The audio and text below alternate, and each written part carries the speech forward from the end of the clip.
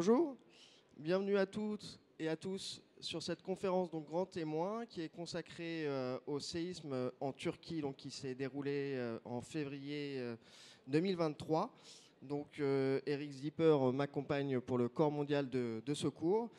Donc dans la nuit du 6 février 2023 à 4h17 heure locale, un séisme de 7,8 sur l'échelle de Richter secoue la Turquie et la Syrie à proximité des villes turques de Gaziantep et Kahramanmaraş. À 13h27, alors que les opérations de secours ont débuté, survient un nouveau tremblement de terre d'une magnitude de 7,5.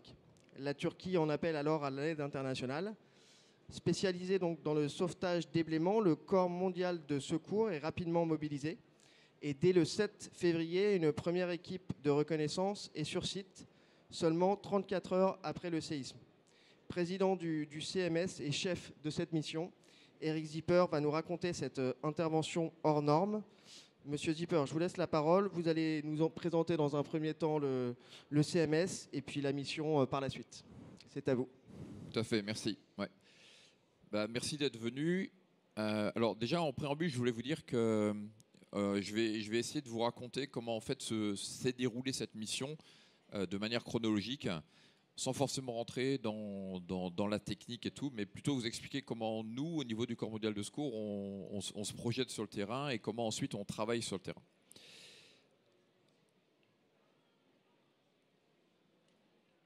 Alors, en tout premier, juste une petite présentation. Donc, le Corps mondial de secours est une ancienne ONG. Elle a vu jour en 1972. Elle a été fondée par une poignée d'intellectuels français, dont l'abbé Pierre, Théodore Monod, Gilbert Cesbron, qui, face aux inondations du Bangladesh, se sont dit qu'on ne pouvait pas rester dans son canapé à regarder ce qui se passe, et qui ont décidé donc de créer une association pour venir en aide aux gens à qui il arrivait qui subissaient des catastrophes naturelles. Donc aujourd'hui, notre ONG est spécialisée dans ce qu'on appelle l'USAR, donc tout ce qui est Urban Search and Rescue. Et essentiellement, quand on part à l'étranger, on va faire de la recherche de personnes, on va faire de la médicalisation et remonter des renseignements pour les grosses ONG qui vont prendre la place. Et nous, on intervient vraiment dans les tout premiers jours, tant qu'il y a des chances de dégager des gens. Et vous allez voir, c'est le cas en Turquie, tant qu'il y a de la place encore pour les sauveteurs. On a quelques particularités.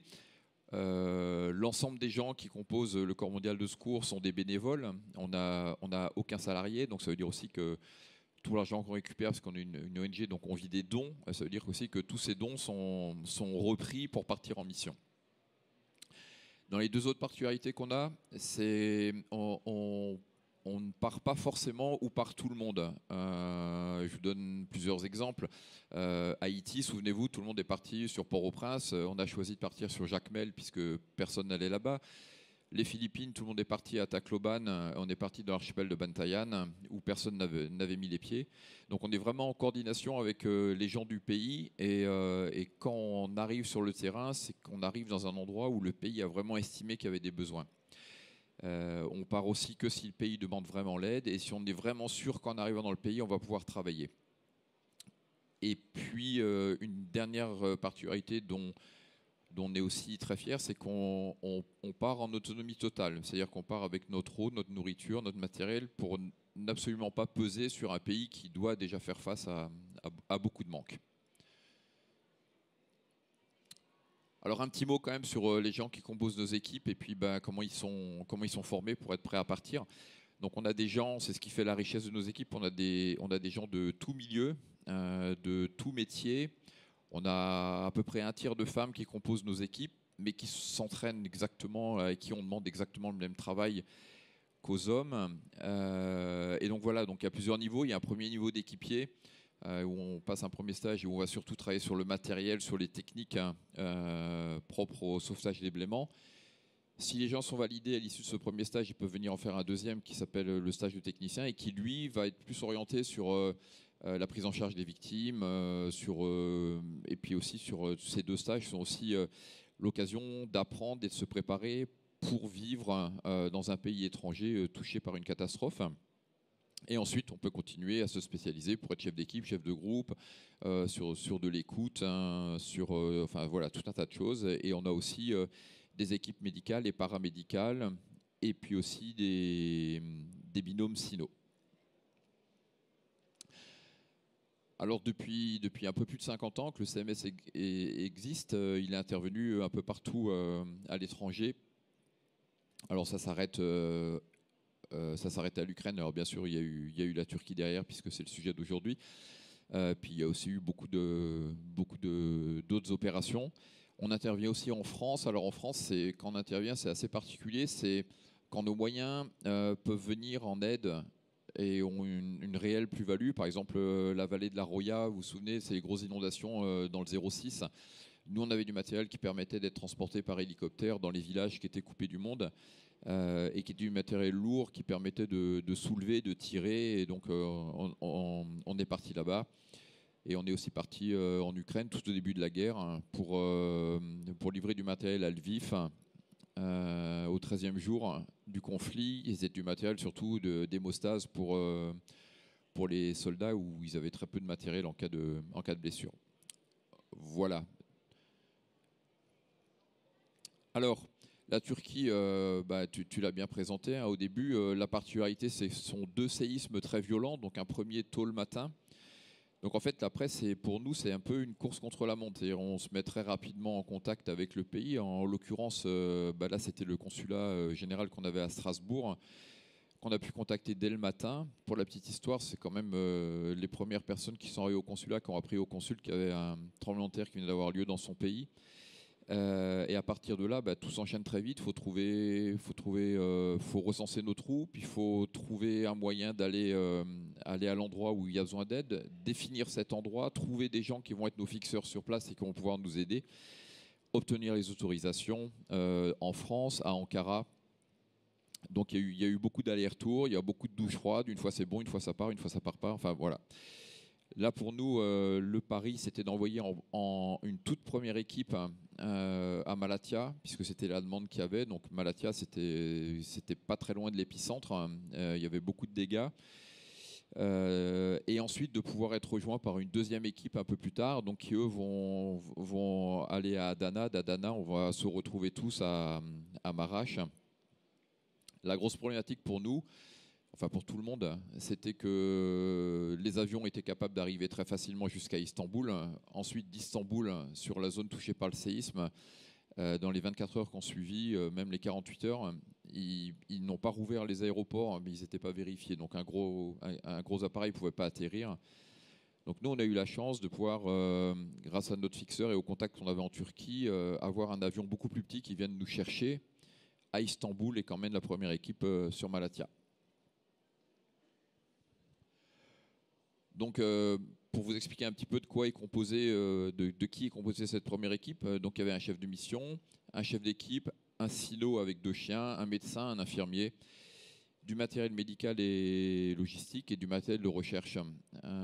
Donc en fait, on savait, nous, notre travail là-bas, on savait très bien que ça allait être dans les premières heures de donner toutes les chances aux gens qui étaient coincés et de pouvoir les sortir. Et ensuite, donc on a une deuxième équipe avec un chef de groupe, un infirmier, un médecin, un logisticien, 5 techniciens de catastrophe et un peu plus d'1 tonne de matériel médical, secours et logistique qui nous ont rejoints donc, au bout de 3 jours là-bas. Alors, le pari de partir, c'est d'arriver au plus vite. Donc, effectivement, Istanbul, ça a été très rapide. On a pu repartir donc, avec le petit avion là que vous voyez. Et sur la photo de droite, c'était pour vous montrer le monsieur qui est au milieu là. Il s'appelle Sherkan, c'est notre fixeur. Hein. Et c'est juste pour souligner l'importance de ces personnes qui ne font pas partie de notre ONG, qu'on ne connaît pas avant, avec qui on est forcé de bâtir une relation de confiance très rapidement et qui vont être les personnes qui vont vous ouvrir toutes les portes dont vous avez besoin quand vous êtes sur le pays. Et c'est vraiment des facilitateurs sans qui les missions ne seraient certainement pas aussi efficaces. Donc premier objectif quand on arrive sur place, on a passé déjà 24 heures à essayer de trouver comment on allait pouvoir partir. On voyage, on arrive et on tombe d'un coup forcément au cœur de l'action. Et notre objectif, c'est le plus rapidement possible de retrouver les autorités qu'on a eues par mail, par téléphone, par SMS, mais des fois pas celles de la même ville. Donc là, première autorité pour nous, c'était la FAD, qui était l'équivalent un peu de la sécurité civile qu'il y avait chez nous. Et donc là, les photos que vous voyez, c'est il faut imaginer, on sort de l'avion, on est pris en charge dans quelques véhicules et on débarque dans cette ville de Malatya. Il fait entre moins 10 et moins 15 degrés. Il est tombé 30 cm de neige sur les maisons effondrées. Et c'est une espèce d'effervescence complète. Vous doutez bien, hein, quand on est 34 heures après deux séismes de cette importance. Et donc c'est extrêmement difficile d'avoir très vite des renseignements. Donc on s'appuie sur la FAD et sur des collègues à eux qui étaient déjà sur place. Et ils nous désignent une mission qui est complètement folle. Ils nous demandent ils nous désignent un peu plus de 50 immeubles, de faible hauteur, hein, pour essayer de voir s'il y avait des poches de survie dedans, hein, alors qu'on est 6, quoi. Voilà, donc c'est comme ça que ça a démarré à Malatya. Alors quelques images quand même pour vous montrer aussi. Alors on a beau partir, on a beau être à sa je sais pas combienième mission, quand vous arrivez sur un séisme, les images sont quand même relativement violentes à chaque fois. La particularité quand même de ce froid, alors on se plaint pas, on n'était pas les plus à plaindre, hein. C'était surtout les gens qui étaient dans la rue autour de mauvais feux, il y avait vraiment, ils brûlaient tout ce qui pouvait brûler, donc il y avait beaucoup de fumée âcre, les gens avaient très froid. Mais pour nous, ce qui nous facilitait pas la tâche, c'est qu'on voyait pas forcément partout où on mettait les pieds à cause de la neige sur les décombres. Donc ça, c'est quelques photos pour vous montrer un petit peu ce à quoi on doit faire face, les endroits dans lesquels... oui, il faut aller un tout petit peu moins vite, si vous pouvez revenir en arrière. Voilà. C'est juste pour vous montrer aussi, sur la photo de gauche, quand ça reste très instable, il faut aller vite. Donc on a un travail de renseignement avec la population. Il y a beaucoup de gens qui vous disent ils étaient avec plusieurs personnes dans leur appartement. Il y a des gens qui n'ont pas pu ressortir. Il faut aller vérifier si ces gens sont toujours là ou pas. Et puis après, la photo de droite illustre la manière dont on travaillait. C'est-à-dire qu'on a localisé, grâce au travail des chiens, on localise une survivante en haut. Donc c'était une vieille dame qui nous a expliqué qu'en fait, tout le monde a pu sortir, hein, mais elle avait des rhumatismes de partout. Le temps qu'elle se lève, la maison s'est effondrée. Elle était coincée à l'intérieur. Donc on les localisait simplement et on les confiait au secours turc qui était déjà là.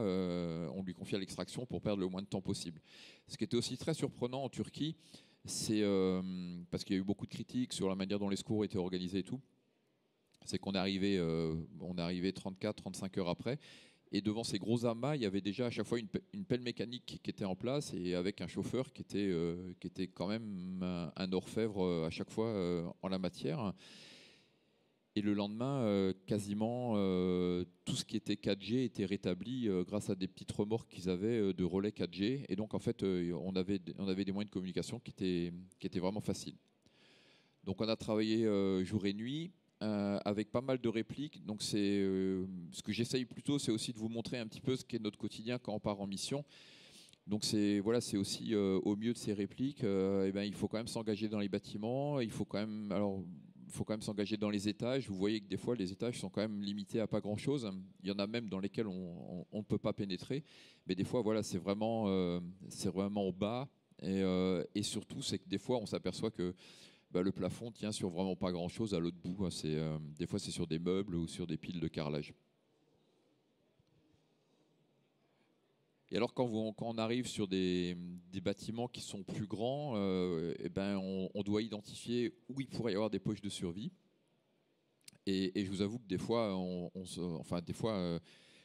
même avec l'expérience, on se sent un peu minuscule et dépassé. Donc il faut qu'on cumule les témoignages, les passages des chiens, les appareils d'écoute pour pouvoir s'engager et ne pas risquer de passer à côté de quelqu'un.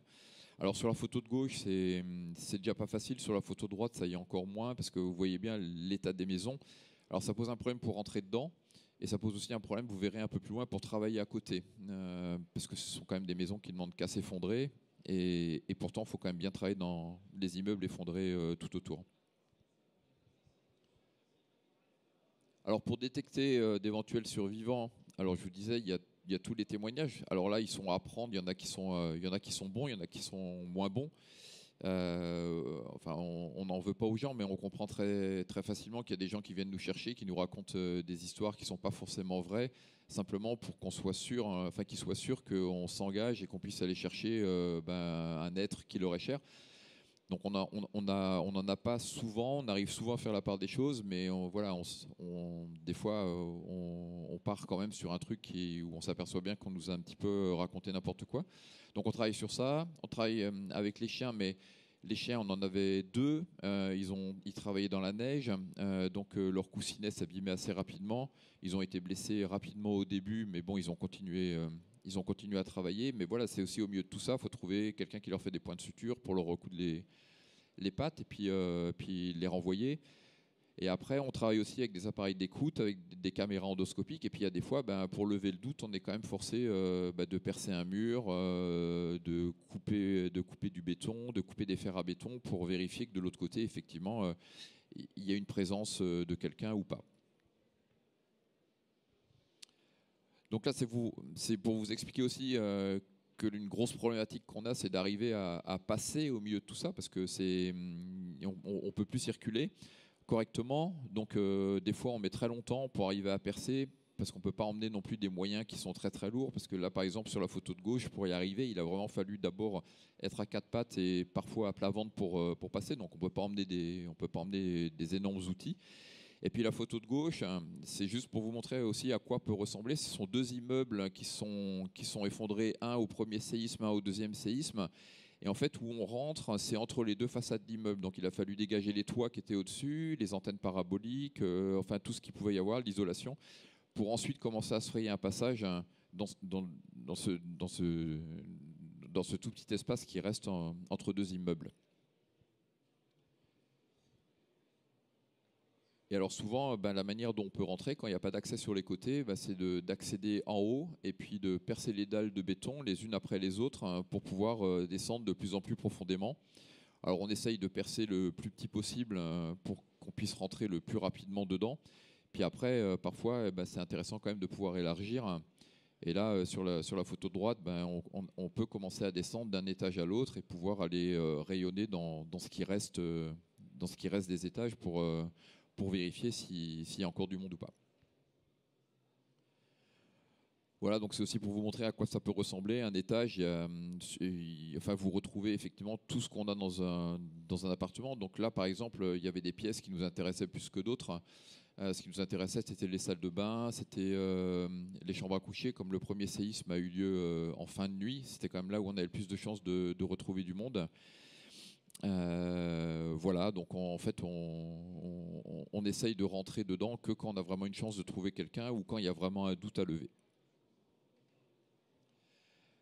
Alors la grande histoire quand même de ce tremblement de terre en Turquie, c'est qu'il y a eu deux séismes. Et donc il y avait les immeubles étaient classés en deux catégories, ce qu'on appelait les immeubles pleins et les immeubles vides. Donc les immeubles pleins, c'est les immeubles qui sont tombés au premier séisme et qui ont emprisonné des gens qui étaient dedans. Ensuite, tout le monde a évacué les immeubles après ce premier séisme, mais le deuxième est arrivé 9 heures après.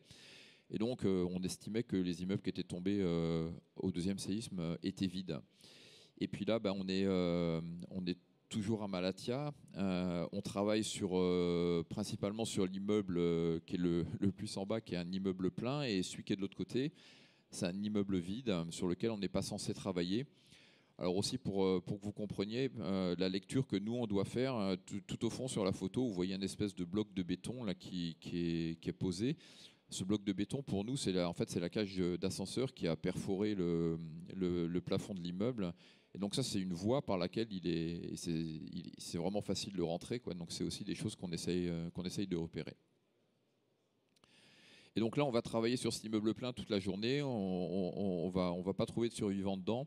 Et puis au moment de partir le soir, on a arrêté tous les Turcs qui étaient en train de travailler avec nous sont partis. Nous, on avait les dernières personnes de chez nous qui redescendaient de l'immeuble. Et on fait la jonction avec une équipe de sauvetage d'éléments turcs. Et on leur explique que voilà, l'immeuble c'est fini, on l'a fouillé, c'est pas la peine qu'ils y retournent. Et puis il y a un gars qui revient puis qui me dit t'as encore des gens de chez toi qui doivent être dans l'immeuble parce que j'ai entendu, il me semble avoir entendu quelqu'un qui parlait. Et donc on n'avait plus personne dessus et on s'aperçoit très rapidement que donc là la photo de gauche c'est pour vous montrer un petit peu ce qui restait. Donc là c'était vraiment très très étroit. Et donc, on va vérifier. Et dans l'immeuble vide, finalement, on fait des appels. Il n'y a personne qui répond. Et puis, en tapant, en ressortant sur un poteau en béton, il y a quelqu'un qui répond et qui frappe à l'étage d'en dessous. Donc, on s'engage. Alors, je le fais court, c'était pas aussi facile que ça. On s'engage dans l'étage d'en dessous. Derrière, il y a des gens qui surveillent la première personne qui part parce qu'il va falloir lui passer du matériel. Et là, on découvre une personne survivante dedans, tout au fond. Et donc, les premières paroles que j'ai eues quand je l'ai trouvé, c'était de lui demander qu'est-ce que tu fiches ici, quoi. Enfin, on est dans un immeuble vide, t'avais aucune raison d'y être. Et en fait, c'était un jeune qui avait évacué son immeuble quand il y a eu le séisme, le premier, et qui est rentré recharger son iPhone entre le premier et le deuxième, et pas de bol. Le moment où il a branché son téléphone, c'est le moment où il y a eu le deuxième tremblement de terre. Et l'immense chance qu'il a eue, c'est qu'il était dans un coin de pièce et que toute la pièce s'est effondrée et que lui, il était dans une poche de survie. Et donc, on a pu le ressortir vivant. La personne qui est à côté, c'était le sauveteur turc qui a travaillé pour le conditionner, pouvoir le sortir avec. Et donc, cette personne, dont finalement on n'a jamais connu le nom ni le prénom, est partie à l'hôpital et tout s'est bien passé pour lui. Mais ce qui était très intéressant, c'est que dans le long laps de temps que j'ai eu avant qu'on puisse le sortir, on a discuté et il m'a expliqué justement tout ce qu'il a vécu pendant ce temps-là. Donc, alors en tant que sauveteur, on sait très bien que c'est une course contre la montre, mais quand la personne que vous sauvez vous raconte qu'elle savait qu'elle était dans un immeuble soi-disant vide, donc elle s'est dit j'ai très peu de chance qu'il y ait des sauveteurs qui viennent un jour me chercher, donc c'était quand même compliqué pour lui. Finalement, il nous entend arriver, il nous entend travailler, il se dit c'est bon, on va venir me chercher. Puis en fin d'après-midi, il entend toutes les machines s'arrêter, les voix qui s'éloignent de plus en plus. Et cette fois, il dit cette fois, je vais y rester, on ne reviendra pas une deuxième fois fouiller l'immeuble. Et puis finalement, il m'a dit à un moment, il a entendu taper. Et au moment où il a entendu taper, il s'est dit non, je ne vais pas mourir, quoi. C'est bon, je vais en sortir vivant. Et voilà. Et donc c'était cette espèce de joie immense de peur qu'il a eue et de joie qu'il a eue, qu'il essayait de transmettre. Et c'était très intéressant quand on est sauveteur d'avoir ce genre de témoignage en face. Alors pareil,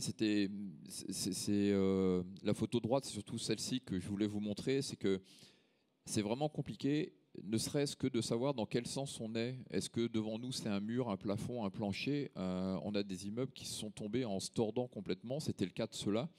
Donc là, en fait, on recherche, heureusement en déco, ils ont encore l'idée de mettre des rosaces au plafond. Donc on sait que ça, c'est un plafond, parce qu'il y a un luminaire qui pend, parce qu'il y a ce genre de choses. Parce que sinon, on sait pas, il y a des moments, on ne sait plus du tout si on est sur un plafond, une paroi ou un plancher. Et dans ces immeubles-là, c'était une série où on a dû descendre en rappel dans les pièces les unes après les autres, parce que l'immeuble avait basculé, il était relativement en entier. Par contre, il n'était plus qu'accessible par le haut.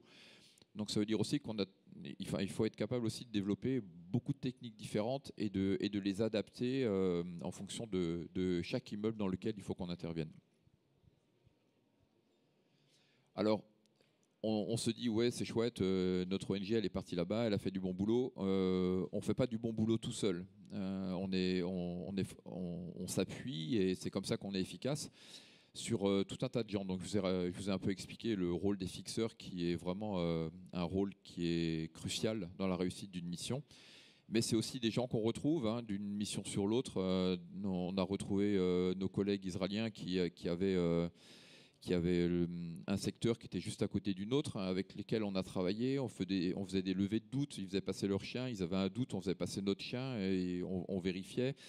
Des fois, ils sont venus de faire de l'écoute chez nous. En bas, on a travaillé aussi avec entre autres, on a travaillé aussi avec beaucoup d'autres gens, mais on a travaillé avec des Britanniques Et là aussi, très surprenant, hein, c'est pas très loin de chez nous, l'Angleterre, et pourtant ils ont une manière de travailler qui est très différente. C'est-à-dire qu'ils ont des ingénieurs bâtimentaires qui vont d'abord valider si quelqu'un peut rentrer dans l'immeuble et qu'il est assez sécure pour pouvoir y travailler.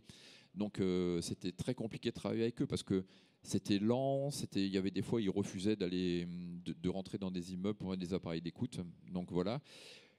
On a travaillé aussi, on a aussi appris à nos collègues chinois qui nous avaient rejoints parce que c'était une sonnette. Donc ces personnes qui vont rester à surveiller les immeubles qui sont autour, à surveiller s'il y a une réplique et qui vont siffler pour que les sauveteurs puissent s'extraire rapidement des décombres.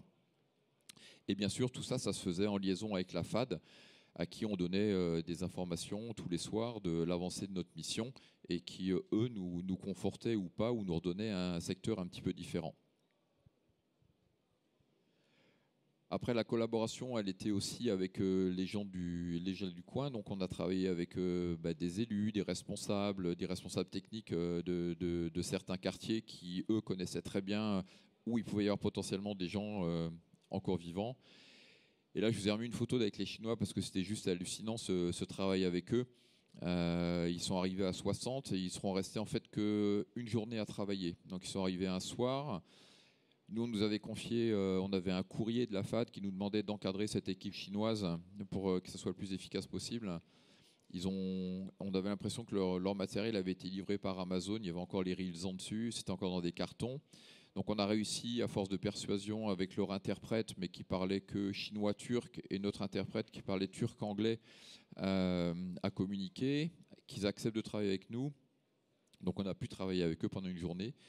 Ils sont repartis le soir même, rappelés par leur gouvernement qui a trouvé qu'au vu des images, ils étaient dans un endroit qui était trop dangereux. Donc en fait, ils seront venus de Chine, et ils auront travaillé une journée, ils seront repartis. Donc voilà, c'est aussi s'adapter au travail avec des gens et des mentalités très très différentes.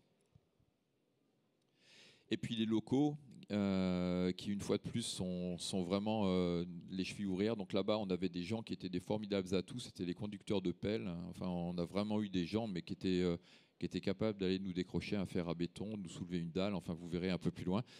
Donc ces gens-là aussi, enfin, à chaque fois, c'était des grands merci pour la manière dont ils travaillaient avec beaucoup de soin. Et puis on a des gens qui sont venus nous rejoindre, comme ce jeune là qui est venu, il parlait français, il parlait turc et français, il avait une journée de libre et il est venu faire l'interprète avec nous. Voilà, donc c'est vraiment à chaque fois toutes ces collaborations, toutes ces belles rencontres qui font qu'on est efficace.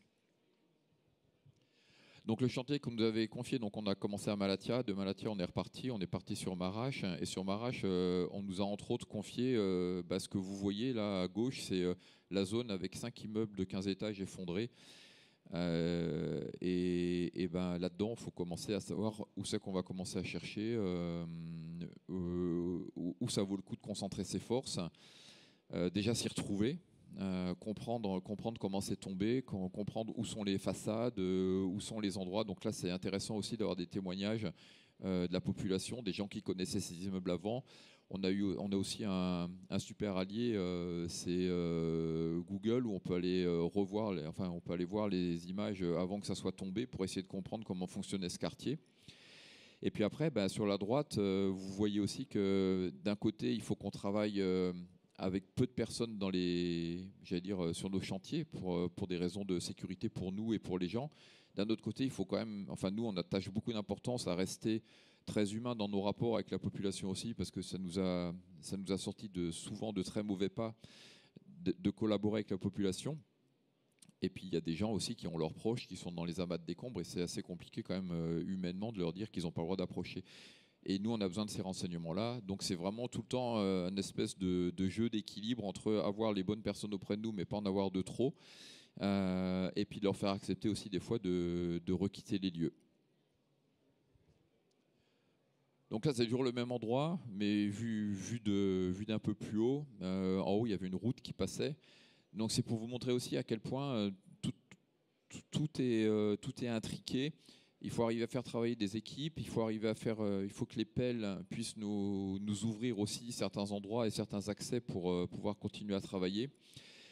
Et tout ce qui vous paraît comme ça à voir, un espèce de gros capharnaüm, finalement fonctionne avec beaucoup de discipline. On a un moment, par exemple, on a un chien qui marque, on a un doute, on veut faire de l'écoute, et il faut qu'il y ait plus personne qui fasse de bruit. Donc on sort, on siffle, la première pelleteuse s'arrête, il faut arrêter la deuxième, la troisième. Des fois, à un moment, on avait au moins 15 pelleteuses qui étaient sur le truc. Et il n'y a plus personne qui parle, il n'y a plus un seul moteur qui tourne, et il y a une espèce de silence qui donne la chair de poule qui s'installe. Et là, on peut faire les appels et écouter si quelqu'un va répondre ou pas. Et puis bon, une fois qu'on a écouté pendant 5 minutes, 10 minutes, on demande à la première pelleteuse de remettre son moteur en route, et puis tout reprend, toute la vie redémarre, et c'est reparti. Et c'est comme ça, on va d'une pause à l'autre en fonction de ce que chaque équipe a besoin comme temps de silence. Alors après, quand on parle d'adaptation dans les méthodes de travail, enfin moi qui en dehors de ce métier-là fais beaucoup de prévention sur tout ce qui est travail en hauteur, enfin travail compliqué. Là, on s'aperçoit qu'il faut bien qu'on réinvente et qu'on oublie un petit peu tout ce qu'on a en France pour travailler. Et ensuite, on utilise ce qu'on peut pour travailler le plus en sécurité possible. Donc sur la photo de gauche, par exemple, on avait 2 godets de très grosses pelleteuses. On ne pouvait pas étayer, on travaillait peut-être au 2e ou au 3e étage. On avait plusieurs étages au-dessus de nous qui appuyaient. Et donc là, on ne pouvait pas étayer et tenir un immeuble de 10 étages comme ça. Donc en fait, on travaillait sous les godets des pelleteuses. Alors non pas qu'on pensait que le bras allait tenir l'immeuble si ça bougeait, mais surtout qu'on allait être, on allait être encapsulé si jamais tout s'effondrait, mais sous le godet, donc pas pris dans les décombres. Et puis aussi pour les moyens d'accès, alors bon, on a bien des échelles et tout, mais il y a des endroits où vous pouvez pas appuyer une échelle parce que tout s'effondre, vous pouvez pas marcher, vous pouvez pas escalader les gravats parce que ça tient pas. Et donc le seul moyen d'accès qu'on avait pour faire des levées de doute, c'était le godet de la pelle mécanique. Donc c'est pour ça que je vous dis qu'ils étaient quand même bons, parce qu'on était quand même super en sécurité quand ils faisaient ça. Et donc on pouvait les diriger pour qu'ils nous emmènent à chaque fois à l'endroit qui était où on voulait aller lever des doutes. Et puis là, je vous parlais un petit peu du contexte aussi, à quel point il faut être vigilant pour nos sauveteurs. C'est-à-dire que malgré la fatigue, malgré l'envie d'aller vite, il y a un temps qu'on laisse aux engins pour qu'ils déblaient et tout, où nous, on reste en recul. Et puis il y a un moment où on les arrête, et c'est nous qui intervenons et eux qui doivent s'arrêter. Et en plus, l'immeuble que vous voyez à droite, c'est un immeuble, pendant tous les jours où on a travaillé là-bas, c'est un immeuble qu'on a tout le temps surveillé, parce qu'on avait on avait vraiment peur qu'il nous tombe dessus. Donc c'est un immeuble qu'on n'aura jamais quitté des yeux. Bon, finalement, heureusement, il est jamais tombé. Mais voilà, donc c'est aussi ça. On est forcé de surveiller tout l'environnement. Et pour que les personnes qui rentrent dans les décombres puissent faire leur travail correctement, il faut qu'ils soient sûrs et qu'ils fassent confiance à tous les gens qui sont à l'extérieur et qui vont surveiller tout ce qui se passe. Alors un petit point pour terminer sur l'équipe médicale. Alors l'équipe médicale qui part avec nous, ça paraît un peu égoïste de le dire comme ça, mais sa première mission, c'est de s'assurer de la santé et de pouvoir intervenir en cas de blessure au niveau de l'équipe. Mais bien entendu, on n'emmène pas non plus de médecins en Turquie ou à l'autre bout du monde juste pour soigner les éventuelles blessures de l'équipe, alors qu'il y a une population qui a besoin. Donc quand on était à Malatya, notre premier médecin était vraiment avec nous parce que c'était vraiment la période qui était compliquée. Mais ensuite, quand on est arrivé à Maraş, ils sont intervenus à nos côtés, mais très vite, on a essayé aussi de pouvoir intervenir pour la population. Et donc, au début, tout est à construire, il n'y a pas grand-chose en place, mais nous, on avait ramené du matériel médical. Les gens qui étaient là-bas, paradoxalement, dans ce tremblement de terre, ils étaient soit morts, soit indemnes. On avait quand même très peu de blessés dus au tremblement de terre, à part de la bobologie. Par contre, on avait beaucoup de gens qui, psychologiquement, étaient fortement touchés, et on le serait à moins. Il faisait très froid, donc on avait beaucoup de gens qui étaient simplement, ils dormaient dans leur voiture, ils dormaient sous des cartons, ils dormaient dans des abris de fortune. Donc on avait des gens qui étaient malades et qui avaient pris froid. Et il y avait énormément de poussière qui volait, donc il y avait aussi beaucoup de gens qui avaient les yeux irrités, les voies respiratoires irritées. Donc le premier jour où on avait décidé de s'occuper de la population, ça s'est passé sur des tréteaux et des tables à l'extérieur. Et puis ensuite, on nous a proposé des conteneurs pour pouvoir travailler. Et donc on avait un conteneur qui était quand même un endroit où on pouvait recevoir les gens de manière beaucoup plus correcte et efficace. Et donc nos 2 médecins ont pu travailler là-bas avec un grand remerciement aussi à l'association Tulip, avec laquelle on travaille depuis depuis que je suis au Corps mondial de secours, on a toujours travaillé avec eux. Donc c'est une association qui nous fournit des médicaments gratuitement et qui nous fournit des médicaments en fonction, en fonction du délai dans lequel on intervient. Donc là, on est parti surtout avec des malles qui contiennent du matériel d'urgence. Et nos infirmiers et nos médecins ont pu s'occuper de la population. Ont pu s'occuper de la population. Et puis ensuite, ce qui est important, donc les médecins étaient aussi sur le terrain. Donc cette photo et la photo de droite est intéressante parce qu'on a quand même des médecins qui ont plutôt l'habitude d'aller sur le terrain et qui ont été plutôt marqués aussi par les paysages qu'on avait là-bas et par la violence de ce séisme. Ce poste médical avancé ou ce dispensaire, comme on veut, était relativement bien équipé. Et ce qui nous soucie toujours quand on repart aussi, c'est que on est arrivé, on a fait ce qu'on a pu, on repart au moment où finalement les pelles mécaniques prennent la place des sauveteurs. Et on a quand même un immense sentiment d'abandon vis-à-vis de la population et de se dire que, ok, on a fait tout ce qu'on a pu, mais c'est quand même pas grand-chose par rapport à tout ce qui reste à faire encore pour ce pays. Et donc, une des satisfactions aussi, c'est de pouvoir transmettre avant de partir. Et là, c'est vrai qu'on s'était bien démené pour arriver à trouver qui allait pouvoir reprendre ces médicaments et qui allait pouvoir reprendre ce dispensaire derrière pour que quand on parte, il ne ferme pas sa porte. Et donc, on avait retrouvé une équipe qui a pris le relais derrière. Et c'était pour toute l'équipe, et notamment l'équipe médicale. C'était un bel espoir pour poursuivre ce qu'on avait commencé. Voilà. Donc, ce que j'ai essayé, c'est de vous montrer comment une équipe peut partir, comment on travaille, et à quel point toute cette collaboration avec les gens qui sont sur place est hyper importante pour pouvoir être efficace. Maintenant, si vous avez des questions, j'y répondrai avec beaucoup de plaisir. Merci Eric. Est-ce qu'il y a des questions dans la salle ?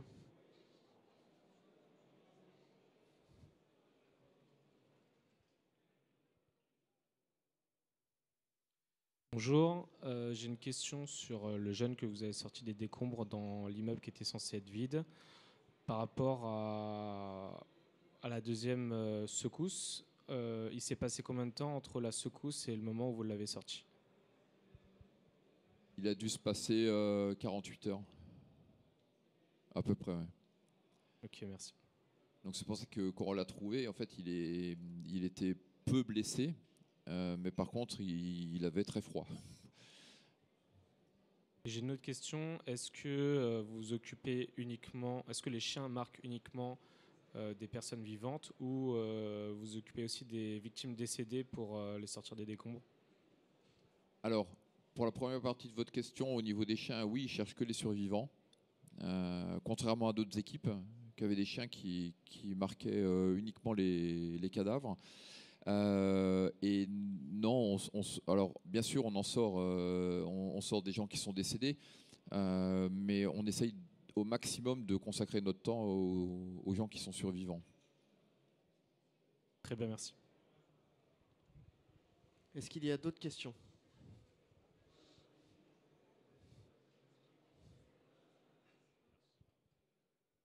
Bonjour. Bonjour. Du coup, combien de temps a duré votre mission en tout en Turquie ? Elle a duré, sur le terrain, on était 9 jours.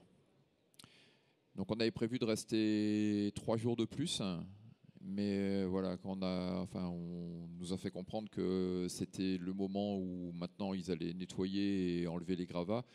On s'est aperçu qu'on avait zéro plus-value à rester là-bas. Et donc à ce moment-là, on a fait rentrer nos équipes. D'accord, merci. D'autres questions ? Bonjour et navré si j'ai raté ça parce que j'ai manqué le début, mais est-ce que vous avez croisé d'autres équipes françaises ou européennes ou un cadre européen ? Et si oui, comment vous êtes coordonné avec eux ? Est-ce que vous avez interagi ou pas ? Oui, alors on savait qu'il y avait d'autres équipes sur le terrain. Sur Malatya, sur la première ville où on était, non, on a croisé personne. On était les premiers arrivés sur place et je vous avoue que après on était sur les gravats et donc on n'a pas vu grand monde. On a beaucoup interagi, ce que j'expliquais avec la FAD, donc les services turcs, et c'est surtout eux qui nous ont dispatchés. Et après, oui, on a travaillé avec des Français. Non, on n'a pas travaillé avec des Français, mais on les a eus au téléphone. On a travaillé avec des Allemands, on a travaillé avec des Anglais, on a travaillé avec les Israéliens, on a croisé des Boliviens. Enfin voilà, et si vous voulez, les Chinois. Alors comment on se coordonne? Alors il y a plusieurs moyens, c'est-à-dire qu'on est inscrit au niveau de l'INSARAG qui répartit aussi les équipes. Mais nous, on rend compte de ce qu'on fait, on rend compte des endroits où on est, mais on se confie quand même aux autorités du pays et on se plie à leurs demandes. Voilà. Donc, si on a très bien travaillé là-bas, c'est aussi parce que la FAD nous a très vite fait confiance et nous a donné des secteurs qui étaient importants. On leur rendait compte et c'est eux qui nous mettaient en contact avec les équipes avec lesquelles on pouvait être amené à travailler. Il y a d'autres questions?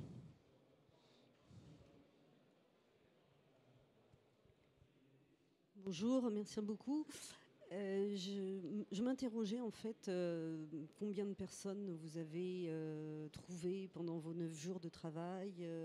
En fait, quelle est l'ampleur? En fait, je ne me rends pas compte du tout de ce que ça peut être dans votre quotidien.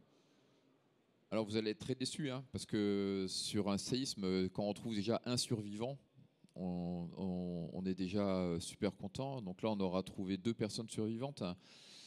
Pour vous donner un ordre de grandeur, hein, et sans aucun jugement de ma part, parce qu'on a fait de nombreuses missions, on n'a pas trouvé de survivants du tout, hein, mais l'équipe de la sécurité civile, où ils étaient 60, où finalement ils resteront 5 jours de plus que nous, ils n'en trouveront aucun. Donc en fait, la réussite c'est assez paradoxal, mais la réussite d'une mission, elle n'est pas forcément liée au nombre de survivants qu'on sort, même si je me dis tout le temps que le moteur et le combustible qui nous fait partir, c'est ne serait-ce que si une fois on a trouvé un survivant, on a envie de repartir parce qu'on se dit, enfin, pour vous dire les choses très simplement, ce jeune qu'on a sorti, en fait, on a très bien compris, notre groupe et lui, que si on n'était pas parti, eh ben, il serait mort à l'endroit qu'il aime. Voilà. Donc on part en espérant en trouver, mais notre apport est bien plus complexe que ça. Je dis toujours qu'on est aussi pour ces gens-là, et c'est valable en France aussi, quand on arrive sur place, donc on trouve des gens qui sont hébétés, abattus, on le sera à moins, hein, bien sûr, mais d'avoir quelqu'un qui vient, qui se pose à côté d'eux et qui leur dit on y va, on va chercher, c'était où, voilà, on est aussi comme une étincelle un peu, et ça se mesure pas en chiffres, mais on réinitie quelque chose auprès des gens avec qui on travaille. Et enfin voilà, c'est aussi ce qui nous fait plaisir. Mais là, pour vous répondre, 2 personnes, ouais. C'était pour avoir un ordre d'idée, parce Ouais. qu'en fait, on ne se rend pas bien compte. Okay, Non, on n'en sort pas des dizaines, malheureusement, on aimerait bien, parce que toutes les victimes qui sont faciles à sortir, elles ont été sorties avant qu'on arrive. Enfin, la population, elle est pas restée les bras croisés. Quand il y avait des cris, qu'on pouvait rentrer, ils allaient les chercher. Donc nous, quand on arrive, en fait, c'est que les victimes qui sont difficiles à sortir qui restent.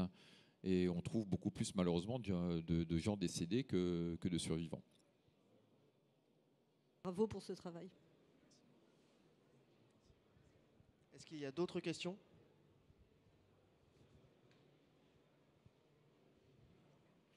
Je me posais la question, comment vous organisez en amont ou à l'instant T qu'une alerte tombe pour mobiliser votre équipe et la sélectionner? Est-ce que vous avez un système d'équipe d'astreinte? Voilà. Alors, c'est relativement artisanal et malgré tout super pro. On a une cellule de veille opérationnelle qui veille toute l'année à H24 par des réseaux sociaux, par des réseaux d'alerte, par les réseaux qu'on a entretenus avec les gens où on a très vite les informations. Après, ce qui est difficile, c'est de savoir est-ce que ça va valoir le coup qu'on parte ou pas. Donc c'est aussi mesurer l'ampleur de ce qui est arrivé, parce que enfin, vous le savez tous bien, hein, en principe, au début, il y a 6 morts et puis rien du tout. Puis d'un coup, Haïti, moi je me souviens, pendant presque 8 heures, le bilan était de 6 morts. Hein, et finalement, on s'arrêtera à 240 000. Donc nous, on essaye aussi de regarder où est l'épicentre, combien il y a de populations concernées. Là, on a su quand même que ça avait cogné fort, quoi. Puis avec 2 séismes de suite, c'était quand même évident. Et puis après, ben, on est une petite ONG, hein, on a une 60aine de sauveteurs opérationnels. Ça ne sert à rien d'en avoir plus, puisqu'on part rarement à plus que 20 à la fois. Donc, ça fonctionne sur des groupes WhatsApp, ça fonctionne sur des groupes Facebook. Et donc, on va faire le premier tri, il va être tout bête, ça va être les gens qui vont être disponibles pour partir. Parce qu'il y a des contraintes professionnelles, il y a des gens qui ne peuvent pas s'absenter suivant les moments de l'année. Et puis là-dedans, ensuite, en fonction des besoins du pays, aux Philippines, il n'y avait besoin quasiment que de médical. Quand on est parti après le typhon Haiyan, quand on part sur le tremblement de terre, il faut des techniciens de catastrophe en plus et du matériel plus lourd aussi. Donc voilà, donc on va modeler l'équipe un petit peu en fonction des disponibilités et en fonction des besoins du pays. Merci.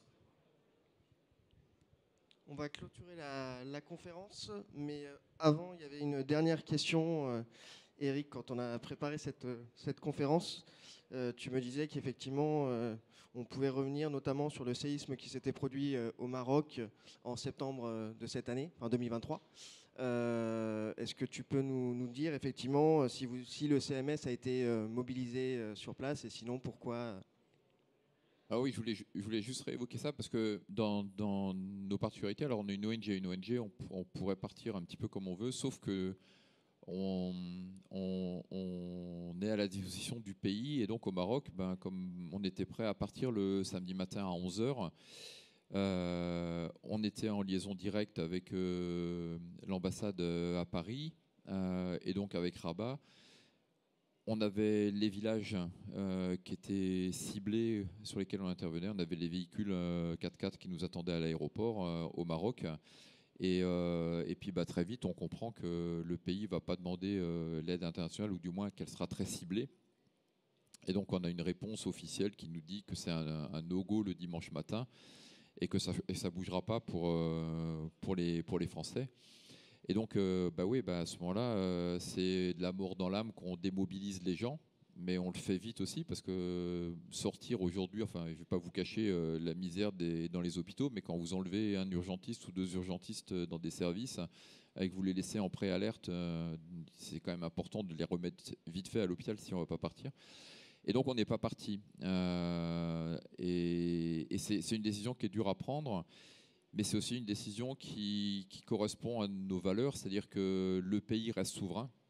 Et quoi qu'on en pense, il y a des pays où ça a été bien pire que le Maroc, pour citer que l'Indonésie par exemple, qui elle ne porte même pas, enfin arrive même pas à porter secours à la population et qui pourtant refuse qu'il y ait des gens qui rentrent dans son pays pour aller les aider. Donc nous, on a désarmé nos équipes, on a annulé nos billets et du coup on est resté en France. Mais voilà, la souveraineté du pays pour nous reste quelque chose d'important. Vous avez fait le choix effectivement de ne pas partir, alors qu'effectivement on sait que d'autres acteurs ont eu aussi effectivement ce no-go. Donc à partir à partir du moment où effectivement le pays disait non, il fallait respecter la souveraineté. Oui, puis de toute façon ça sera un vaste débat, mais c'est aussi la réputation, de nos ONG françaises qui partent à l'étranger, d'être respectueux des desiderata d'un. Vous imaginez pas le tort que ça peut faire quand des gens ne sont pas dans les clous, se présentent pas dans un pays. En fait, on dit ouais les Français, alors que finalement des fois, les Français ou les Allemands ou les Anglais.